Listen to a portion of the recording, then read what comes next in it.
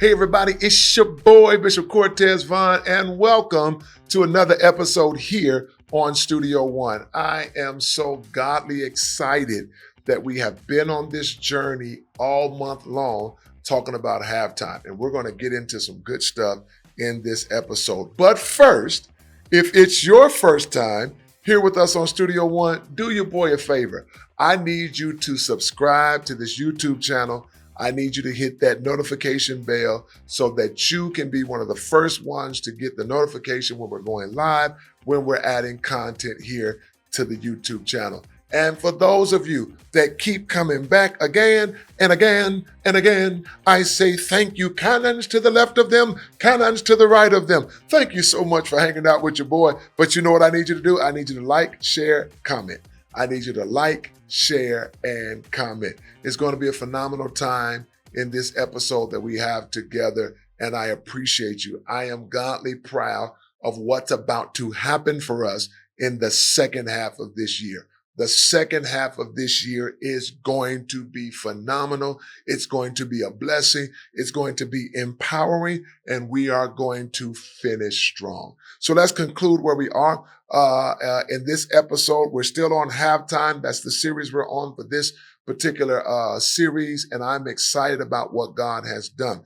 Today, I want to focus on the thought that we are going to prepare to finish strong.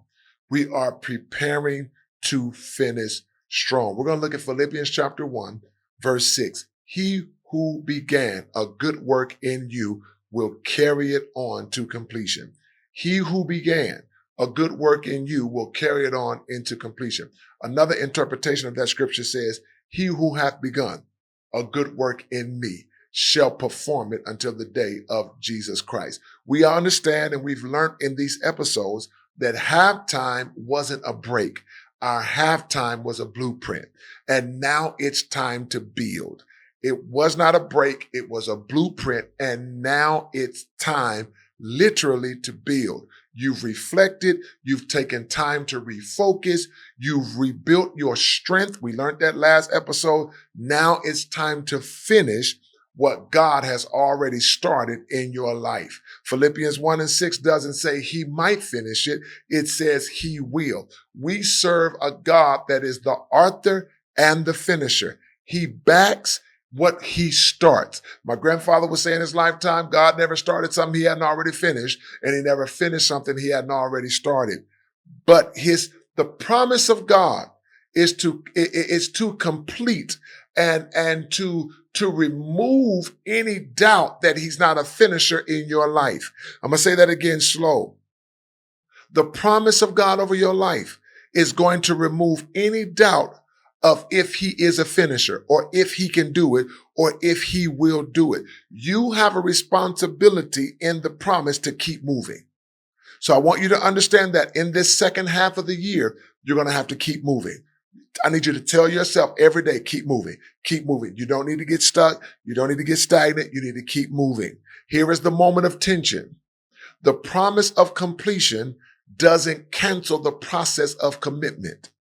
God may carry the work, but you still have to move with the mission. Did you hear that? God is going to carry the work, but you still have to move with the mission. You still have to show up. You have to obey. You have to trust. You have to speak. You have to serve, and you have to stretch. So there's still some responsibility. I know that over our lifetime and over our life in ministry, many people have told us we're going to have sweatless victories. And some of us felt that means I don't have to work. That's not the case in this next season.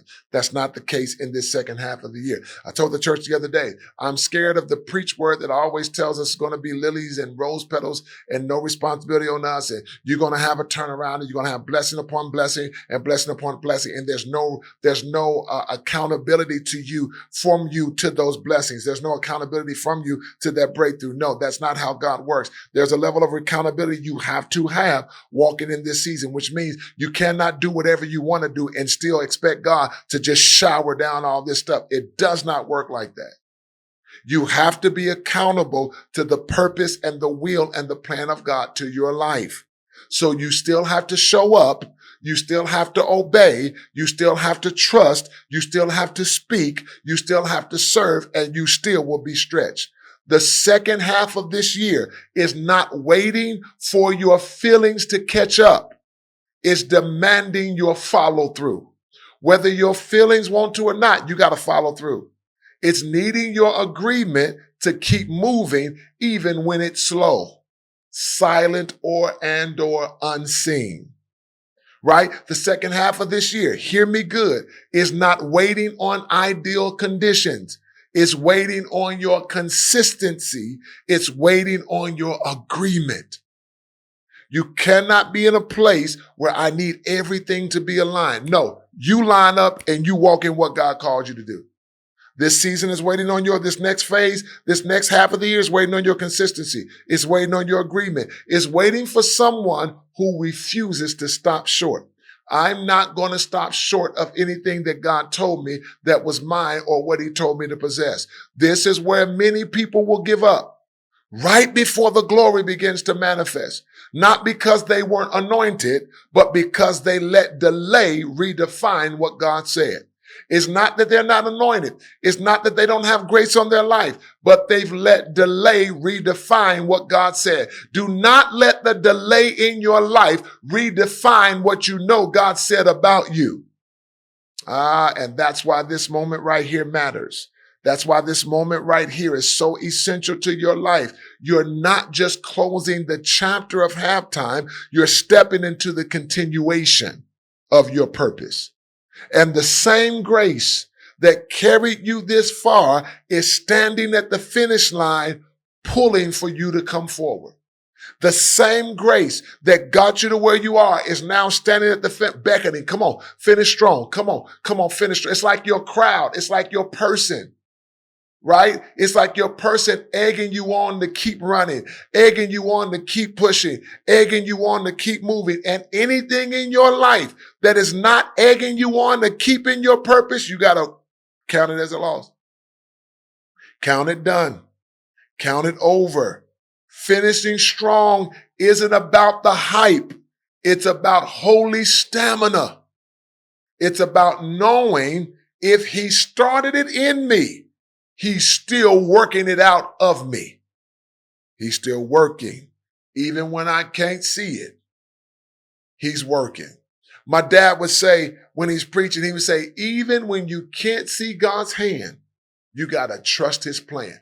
When you can't see it manifesting, you got to trust that manifestation is still happening. So you got to fix your eyes, wipe your eyes, clear your vision, fix your eyes. Strengthen your grip. You're not just going to finish, you're going to finish faithful. You're going to finish strong. You're going to finish with signs, wonders, and miracles. You're going to finish with evidence. Let's recap. Last episode, we're talking about rebuilding your strength. We talked about the fact that strength isn't restored by striving. It's restored by surrendering. We talked about the waiting seasons are not wasted seasons. They are where God renews your capacity. We talked about the fact that your obedience in the quiet is building the capacity for what's coming next. But today, in this episode, we're going to recognize that grace. We're going to recognize the grace that is still active in your unfinished assignment. Some of you, your place of finishing strong is you finishing what has been unfinished. We're going to see what it is to push through spiritual fatigue with prophetic focus and practical action and application. We're going to see what it is to realign your faith with the finish, not just the fight. Oh God, you're going to realign your faith with the finished work, not just the fight of the work.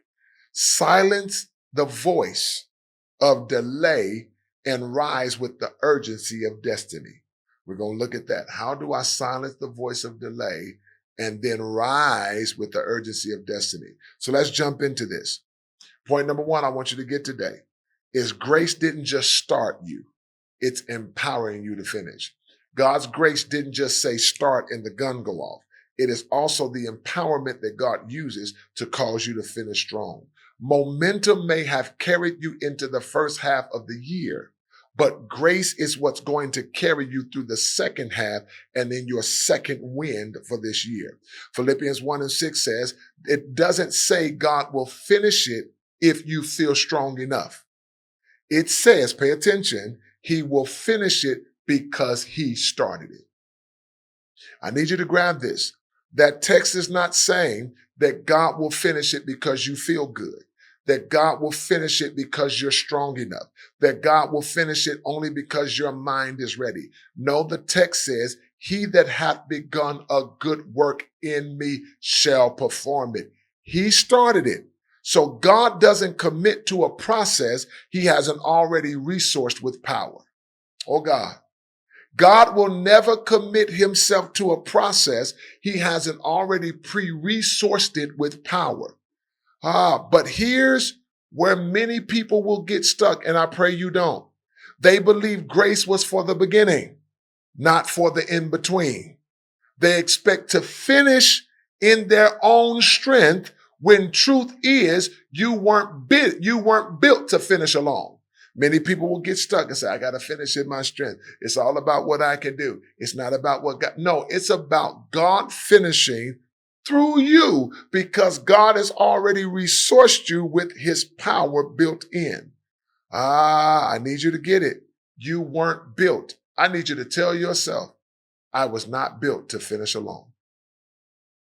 If you feel like you're supposed to finish in your own power, hello, you missed it. If you feel like you're supposed to finish in your own strength, hello, you missed it. You were not built to finish in your own power. But here's where I want you to understand. Finishing strong isn't about hype. It's about partnership. Finishing strong isn't about the fact that you can say, ooh, I finished strong. I'm all that in a bag of chips. No, eat them chips because it's not about you finishing in your own power. This is not about hype. It's about partnership. God isn't looking about how hype you are. He's looking at the fact of how you partnered with heaven in order to finish strong in this place of your life. It's about leaning into the same grace that carried you through your breakdowns, the grace that carried you through delays, the grace that carried you through your distractions, the grace that carried you through and/or your detours. It's about waking up each day and saying, I still have an assignment, and there's grace for that. That I still have a mission, and there's grace for that. Y'all hear me all the time when we're talking, when we're teaching, when we're preaching. There's grace for that. I feel a grace in this moment. You've got to know when you're in a moment that there's grace for that. Grace is not just what covered you when you missed it. It's what equips you when you stay with it. Oh God, hold up. Wait a minute. Yes, say it again. Grace is not just what covered you when you missed it. It's what equips you when you decide to stay with it. When the clarity fades, but the assignment is still in front of you, there's grace for that.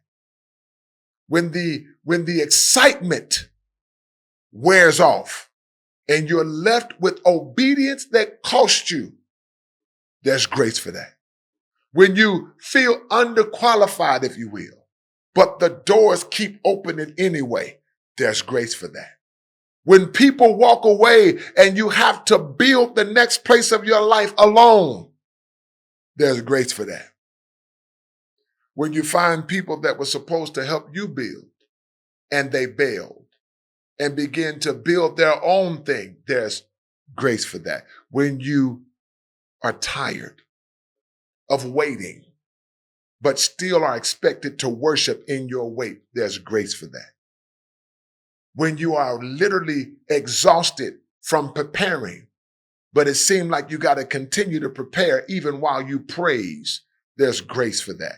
When everything in you wants to quit, hallelujah, but you remembered what God said and you keep saying it again, and you got a headache, but you're saying it again. Your body's in pain, but you're saying it again. It looks like everything is going the opposite of what you're declaring, but you refuse to stop talking and you keep saying what God said. There's grace for that.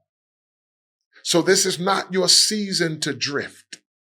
This is not the moment for you to get sidetracked. This is the moment to remember. Do you remember the time? If God began it, he'll finish it. Come here.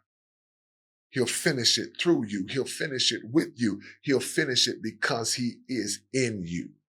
And every place where you feel weak, weary, and or unsure, there's grace for that. I'm going to say it again.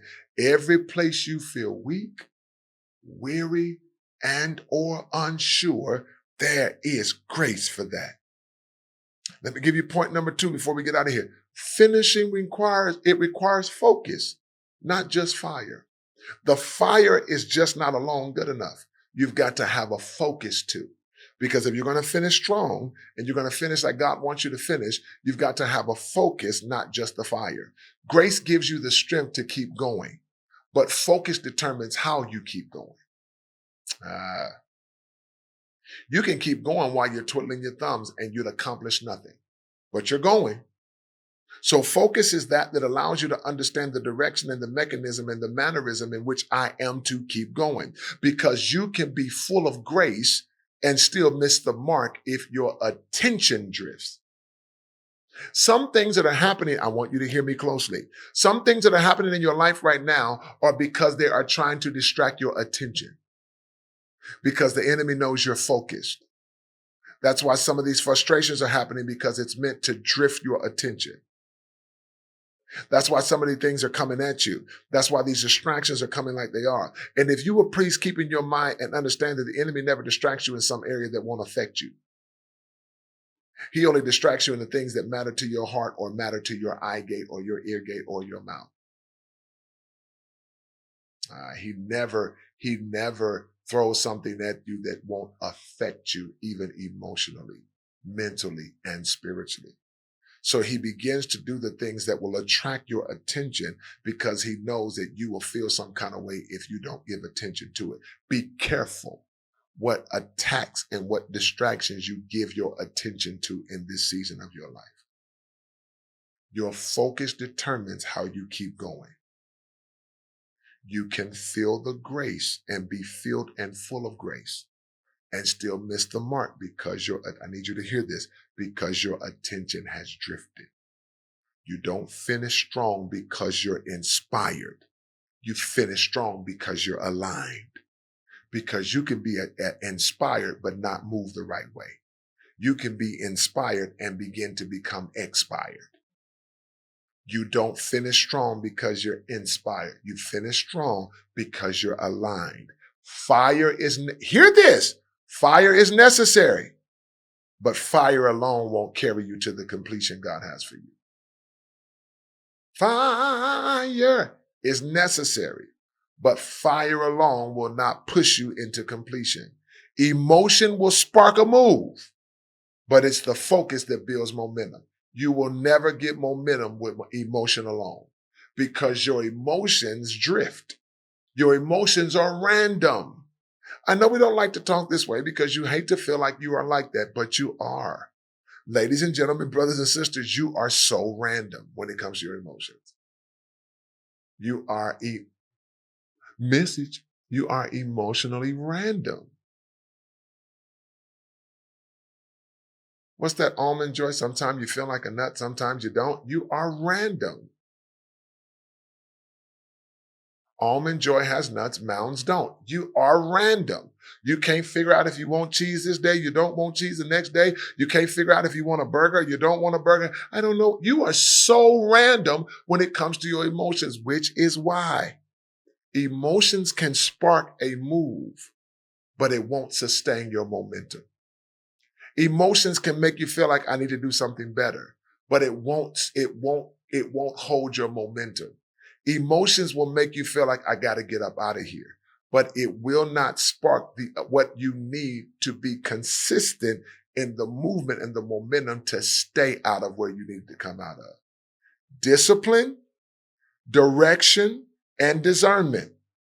These are the companions of finishing strong.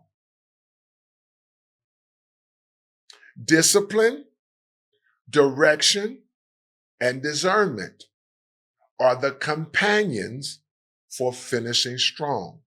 Paul modeled this for us in Philippians 3:14. He says this, and I want you to hear this, what Paul says. I press toward the goal for the prize of the upward call of God in Christ Jesus. He wasn't running wild, Paul. He was running with aim.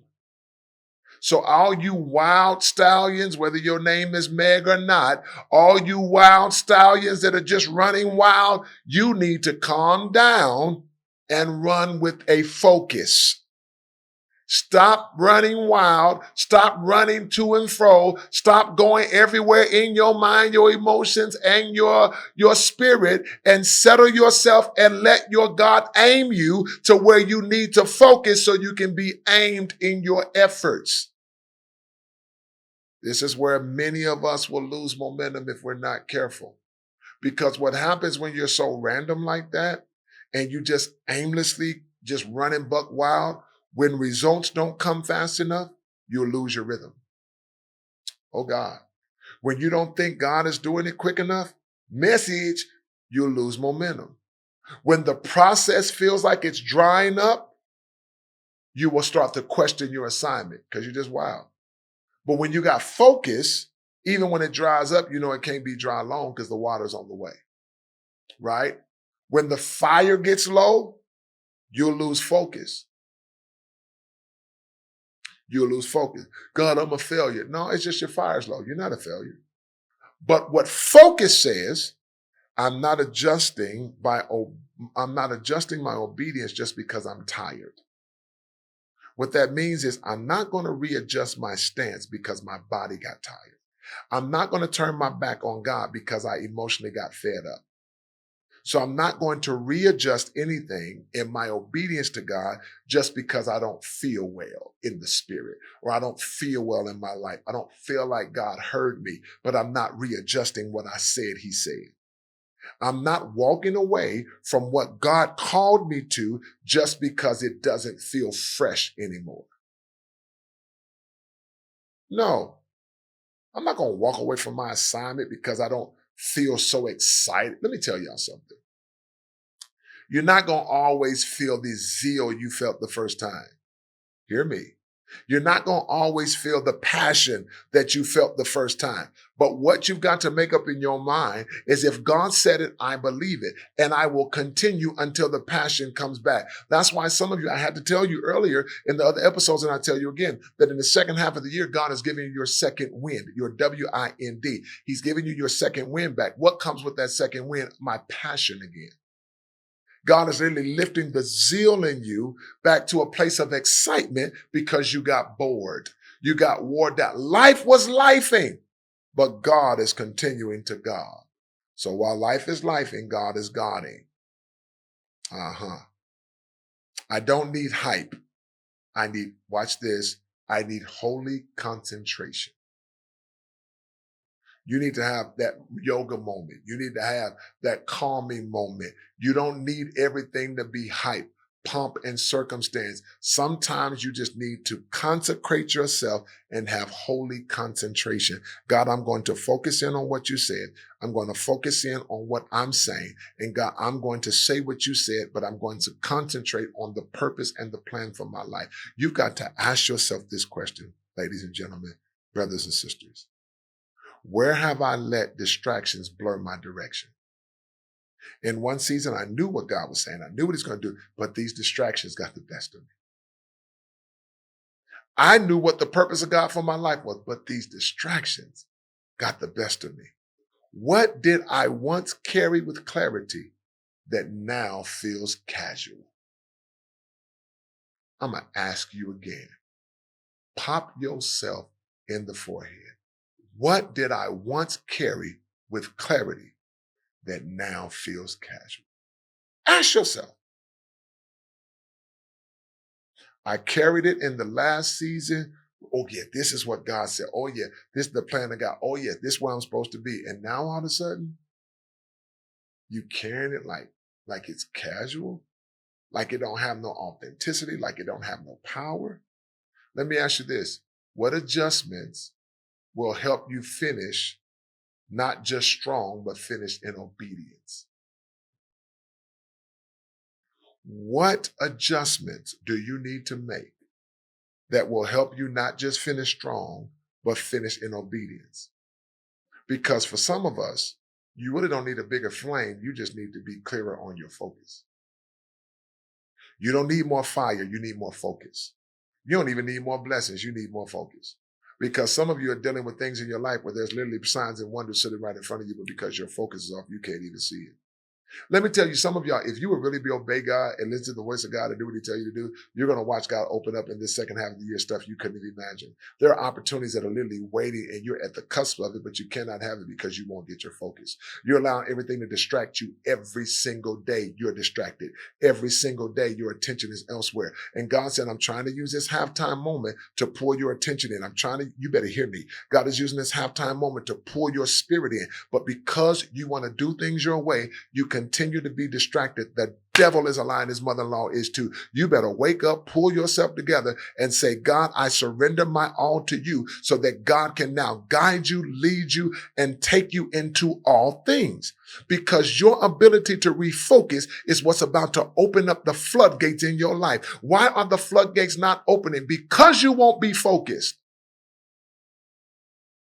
The distractions are hindering you. Yes, you're blessed, but you're not blessed anywhere near what God wants to do.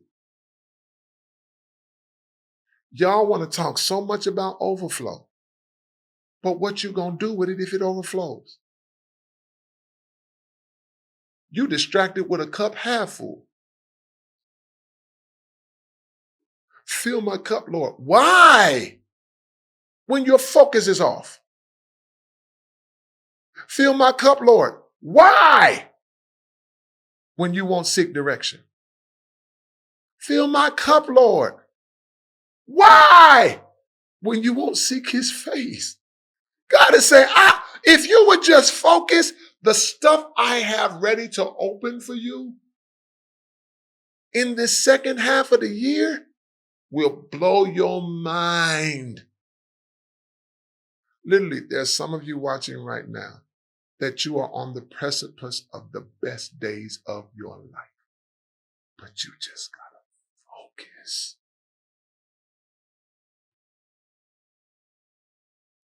And the same grace, more grace, more grace, more grace, the same grace that empowered you to start is now calling you to aim again. That same grace that started you out in this thing is saying, hey, I need you to aim again. I need you to lock in and move with intention. Remember I talked about that bow. That same grace is saying, no, I need you to pull that thing back. It's time to aim again. God is wanting, oh God, thank you. Got more grace. God is wanting to aim with you. God is wanting to aim you. God is wanting you to be focused because there's so much. There's so many targets that God needs you to hit. There's so many bullseye that are in the path of your life and your journey. Let me get to this last point before I get you out of here. But let me go back to this because I feel a grace here. More grace. I feel a grace.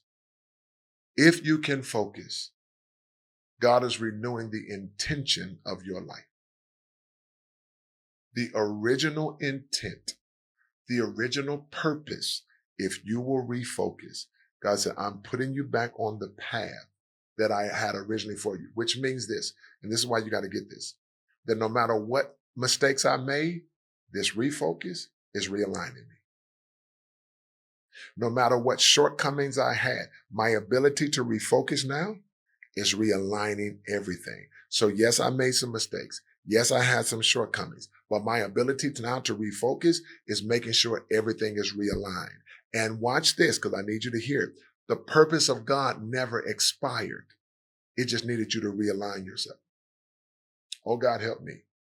The plan of God did not expire over your life. The grace of God did not expire. No. It's always been there waiting for your ability to realign. There are some of you watching right now, listening right now that have already experienced what happens when you realign. There are others of you that are about to realign right now. And there are some of you that's going to take some time because you just don't want to be obedient. Yep. So that's the three categories we got right now. We got those of you that have already experienced, because you've already refocused, you've already experienced the manifestation of what happens when you realign. There are others of you that realignment is happening now, that refocusing is happening now. And there's some of you that just don't want to be obedient anyway. So God is going to have to prove to you that you need to be obedient.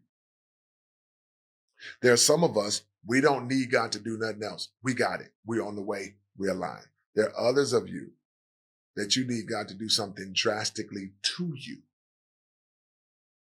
for him to work through you. I'm going to say it again. That's another two categories. There are some of us that we don't need God to do nothing else to us. We're good to go. You proved your point. I get it. I'm realigning. I'm refocusing. But there's others of you that God has got to do something to you for him to be able to work through you. And my prayer is that God does not have to do something to you that is so drastic that it costs you everything. Because there are some people now that are literally moving out of the will of God because they're obeying their flesh and they're obeying their pride, that they're going to have to end up on their back begging for their life in order for God to get a surrender out of them. I'm going to say it again. There are some individuals right now that God is going to have to put them on their back in order for them to realize they cannot continue to move out of the will of God. And his will is not our will. And our will is not his will. Unless your will is to pray, not my will, but your will be done. And when you're doing the will of God, that means you can't add your own stuff to it. Stop trying to accessorize the will of God. You add trinkets to it. You add colors to it. You add, no, boo-boo. God don't need your help. When he told you he was going to do it, everything that needed to be done came with the package that he gave. You don't need to accessorize. You don't need to accent. You don't need to find colors that go with what he said. He got this, and he got you. So when you're finished, you got to understand, let me put it like this. Your finish is proof that his hand never left you. The fact, oh my God, the fact that you're on your way to the finish line means that God never left you in the first place. The fact that you are still in the race, the fact that you're coming out of halftime and you were in the locker room means that God's hand never left you. Focus is what steadies your pace. You don't just finish strong to feel accomplished. You finish strong to show who carried you through in the first place. When Paul writes in Philippians chapter 1, verse 6, that God will carry his work to completion, he's not just offering encouragement. Hear me on this. He's making a declaration. God didn't walk away in the middle. He is at the end. Y'all, wait. Okay. When you say he's the author and the finisher, let me tell you how he splits himself in three. What? Wait a minute. That means he starts you. At halftime, he encourages you. And at the finish, he celebrates you. Say it again. I know. At the beginning, he starts you. At halftime, he encourages you. And at the end, he celebrates you. I know. One more time because you're taking notes. I get it. At the beginning, he starts you. At halftime, he encourages you. And at the end, he celebrates you. At the beginning of the game, the coach lets the players run out. He gives them their speech in the locker room, and the players run out. The players run out. The starting lineup comes out in basketball, football. The players run out of the tunnel, bust through the paper. Coach is the last one to come out. But he sent them out. He started them. At halftime, the coach goes back in the locker room with his team, begins to encourage them. And at the end of the game, when they win, the coach celebrates them. And most of the time, when you hear a coach do, a real good coach does the post-game interview after they won, the coach will say it was a valiant effort by the team. Our guys played phenomenal basketball, or phenomenal football. They came together like a team. They did what we asked them to do. And as a franchise, we are proud of them. I couldn't be a more prouder coach than I am now of my team. When I tell you the way this thing works with God, He started you in this year. Go. He gave you the blueprint. It was going to be the year of obedience, manifestation, and glory. He gave you the blueprint. Now we're at halftime, and God has pulled us back in the locker room to say, hey, you did a good job, but we got to refocus here. He pulls you back in the locker room so you can understand some stats that you didn't know. Because at first you didn't know how good you did, and then some of the areas you messed up, you really didn't realize. So at halftime, God has showed us, I need you to recalibrate. I need you to reevaluate. This is where you kind of messed up, but it's okay, because not only did you mess up, but this is what you did good. These are your stats from the first half, and your stats look better than your failures. Yes, you had a couple of turnovers, but you only had 2 turnovers, but you had 12 assists. And on the ratio of stats, you did way better, which is assists, than you did your turnovers. Yes, you missed 4 shots, but you made 13. Yes, you missed a couple of jumpers, but you're shooting 70% from the field. I'll take that any day. That's what the coach says. Yeah, you threw 2 interceptions, but you made 45 completions. I'll take that ratio any day. Because what you will look at is the interceptions, but what the coach is looking at is the average of your completions. Ah, God. So now God has been in halftime as coach with us saying, yes, you did this, but you got it, because we got another second half to play. And at the end of this second half, when we get to the finish line, when the buzzer hits 0 in the 4th quarter, the coach is going to celebrate. God is going to celebrate us for what we've accomplished, because we finished strong. There's no other way for me to finish. There's no other way for you to finish. There's no other way for your family to finish. There's no other way for your loved one. You gotta finish strong. So God never walks away in the middle. He's always at the end too. So He starts us. He gets in the middle. He starts us. In the middle, He encourages us. And at the end, He celebrates us. So this is what I'm saying. The enemy doesn't fear your start. He fears your finish. Because your finish is where your proof lives. See, you don't get the trophy at halftime. God help me. You raise that trophy at the finish. And that trophy is what the enemy don't want you to get, because that trophy sits up on a shelf to remind everybody that you conquered something and you won. His work to completion, He's not just offering in the text. God is not just offering, when you look at Philippians chapter 1, verse 6, He's not just offering encouragement. He's making a declaration that He's there.